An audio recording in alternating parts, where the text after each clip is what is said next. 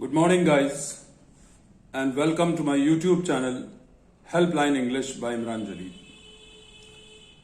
आज हम कुछ सेंटेंसेस देखेंगे जो कि आम तरीके से इंग्लिश में गलत बोले जाते हैं और ज्यादातर लोग बिना इस बात की परवाह किए हुए कि इसमें यह आना चाहिए, यह आना चाहिए, कल के लिए टुमारो आएगा या यस्टरडे आएगा, THERE वाला देयर आएगा या THEIR वाला देयर आएगा, ही आएगा या शी आएगा, हैव आएगा या हैज आएगा या हैड आएगा, बिना इस बात की परवाह किए हुए हम बोल देते हैं क्योंकि हमें लगता है कि इंग्लिश तो बोल ही रहे हैं हम, इसलिए हम टुमारो कहें या यस्टरडे कहें मतलब तो कल होगा। लेकिन इंग्लिश में मतलब बदल जाता है अगर हम कोई गलत वर्ड बोल देते हैं तो। इससे पहले कि आगे बढ़े मैं आपसे रिक्वेस्ट करूंगा कि मेरी इस वीडियो को लाइक और शेयर करें और मेरे channel helpline English by Imran Jalil को सब्सक्राइब करें। अब हम देखते हैं वो 10 सेंटेंसेस जो क्वेश्चन के फॉर्म में हैं, नेगेटिव सेंटेंसेस के फॉर्म में हैं या एफर्मेटिव सेंटेंसेस के फॉर्म में हैं, उनमें हम क्या क्या और किस किस तरह की गलतियां करते हैं। पहला है शी इज हैविंग 2 ब्रदर्स। कहना यह चाहता है कोई भी कि उसके 2 भाई हैं, लेकिन जब हम इंग्लिश में यह कहते हैं कि किसी का कुछ है जो उससे संबंधित है तो हम शी इज हैविंग या ही इज हैविंग नहीं कहेंगे, शी हैज 2 ब्रदर्स, उसके 2 भाई हैं। अब शी इज हैविंग 2 ब्रदर्स का चलन चल पड़ा है, लेकिन अगर आप देखेंगे तो इंग्लिश में इसको सही नहीं माना जाता है। कोई भी चीज जो हमारी है, हमसे रिलेटेड है, हमसे उसका भावनात्मक संबंध है या हम उसके मालिक या स्वामी हैं। I have a bike, I am having a bike जरा थोड़ा सा डिफरेंट मतलब ले लेता है। आई एम हैविंग 2 कजिन्स, ये बिल्कुल गलत होगा, आई हैव 2 कजिन्स। तो इसीलिए ये पहला सेंटेंस जो है शी हैज 2 ब्रदर्स।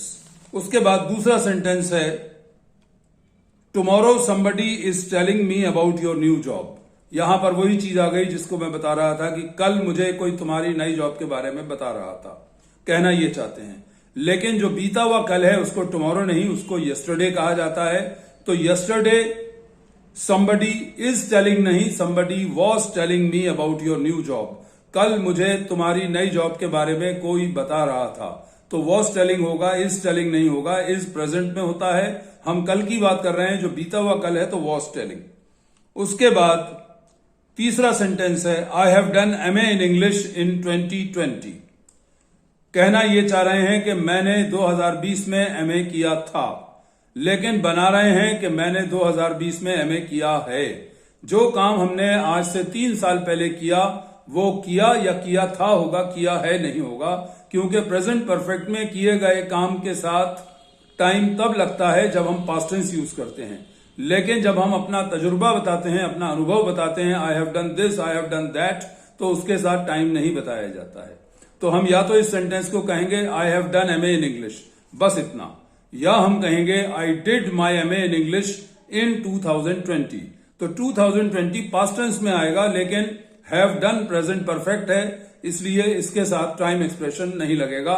हम सिर्फ इतना कहेंगे I have done MA in English. उसके बाद आगे बढ़ते हैं। कोई किसी से पूछना चाह रहा है कि भाई दोपहर को तुम खाने में क्या खाते हो, सब्जी खाते हो, चावल खाते हो, सूप लेते हो, पराठा खाते हो, रोटी खाते हो, क्या खाते हो।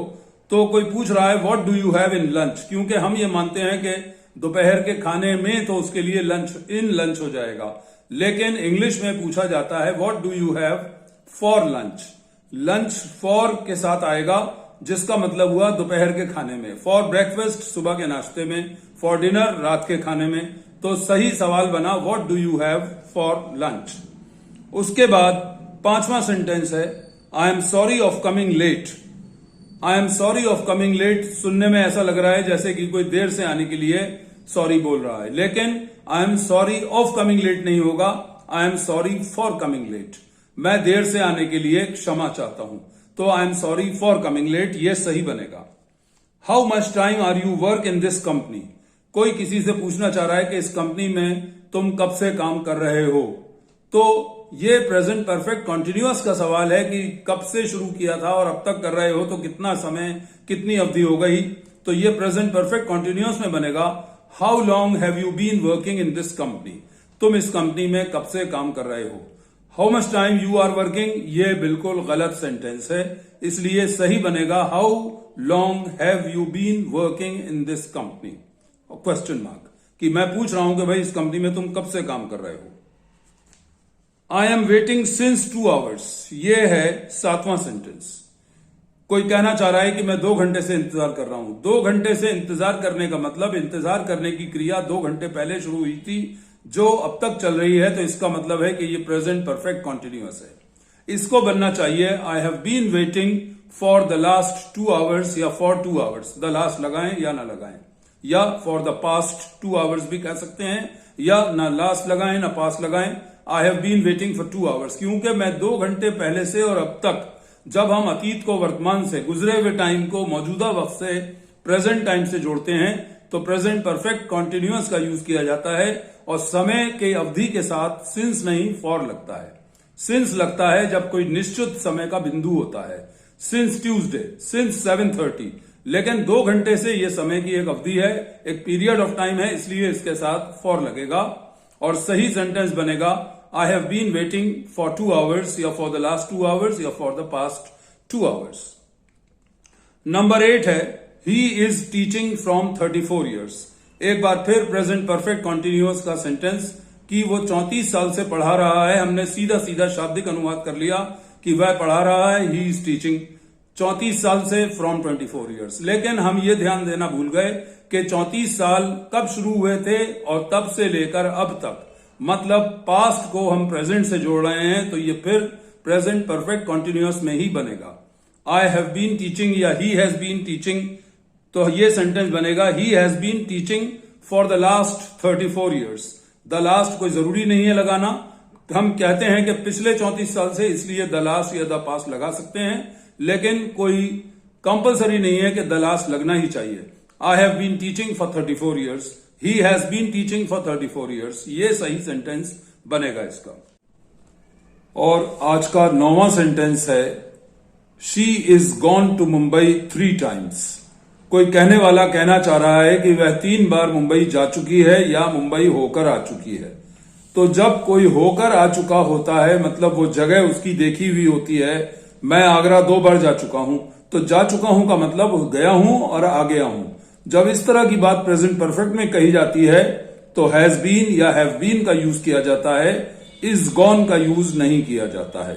तो वह 3 बार होकर आ चुकी है, मतलब 3 बार मुंबई देखा हुआ है उसका, तो she has been to Mumbai 3 times या थ्राइस, ये सही सेंटेंस बनेगा। She is gone to Mumbai 3 times नहीं होगा, सही सेंटेंस होगा she has been to Mumbai 3 times। और आज का लास्ट और 10th सेंटेंस है I get up on 5:30 at the morning. कोई अपना रूटीन बता रहा है कि मैं सुबह 5:30 बजे उठता हूं, लेकिन उसके लिए गलत प्रेपोजिशंस का यूज कर रहा है कोई। इन्होंने कहा है I get up on 5:30। 5:30 time expression है, इससे पहले एट आएगा, ऑन नहीं आएगा। तो I get up at 5:30 in the morning. In और द दोनों लगेंगे मॉर्निंग से पहले, एट द मॉर्निंग नहीं होगा, इन द मॉर्निंग होगा। ये थे आज के 10 सेंटेंसेस और मैं समझता हूं कि अब ये गलतियां आप नहीं करेंगे और सोच समझकर इंग्लिश बोलेंगे, रटकर नहीं, कहां पर क्या बोलना है ये आप ध्यान रखेंगे। एंड मुझे ये भी उम्मीद है कि आप मेरी इस वीडियो को लाइक और शेयर करेंगे और चैनल को सब्सक्राइब भी करेंगे। Thank you very much for watching.